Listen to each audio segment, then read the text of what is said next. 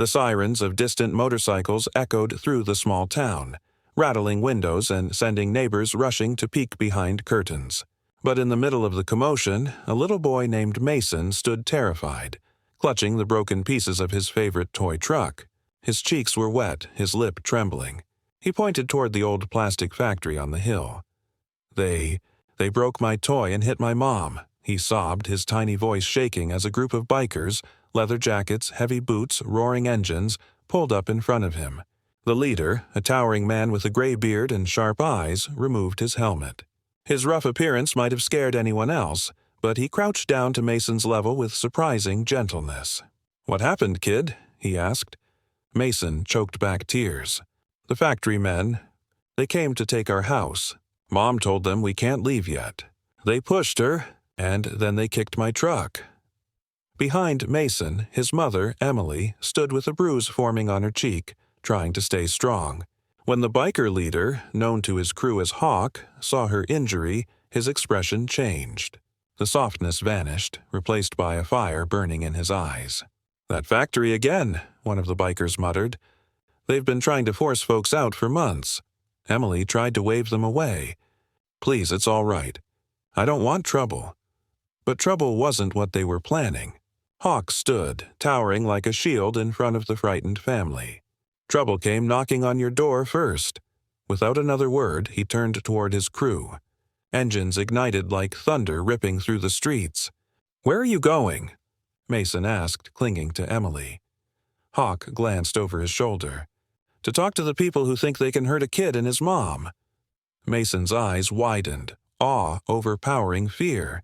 Emily's breath caught, unsure whether to stop them or let hope rise. The old factory loomed ahead, a rusty monster that never slept. Workers stood outside, smug and confident, until the roaring bikes rolled up like a storm. The factory manager stepped out with a cigarette dangling from his lips. "You again," he sneered. Hawk didn't let him finish. "You put hands on a woman, and you scared her son." The manager laughed like it was nothing.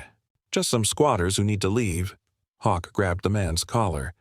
The workers froze. "You're going to fix what you broke," Hawk growled, voice low and deadly. "Or we're not leaving." Fear replaced arrogance instantly. The manager raised his hands defensively. "All right, we'll repair it, and no one will touch them again." "One more thing," Hawk added, tightening his grip. "You owe that boy a new toy." The manager nodded so hard it looked painful.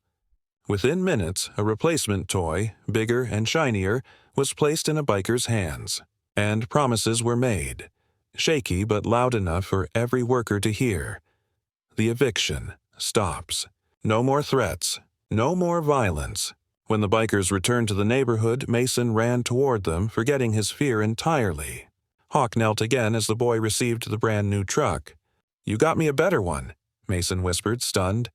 Hawk smiled just a little. "No one breaks what matters to you, kid. Not while we're around." Emily's voice cracked as she approached. "Thank you. I don't know why you're helping us, but thank you." Hawk stood slower this time, eyes softening with something heavy. Memory, maybe regret. "People think bikers don't care," he said quietly. "But we look out for family. And sometimes, family is who you protect when no one else will."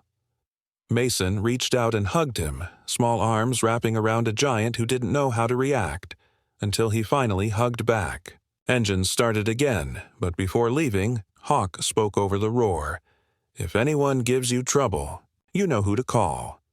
The crew rode off beneath the setting sun, like guardians disappearing into the horizon, loud, wild, and unexpectedly full of heart. Emily lifted her son into her arms. Mason held his new truck tight, smiling for the first time that day as he watched the bikers vanish into fading light.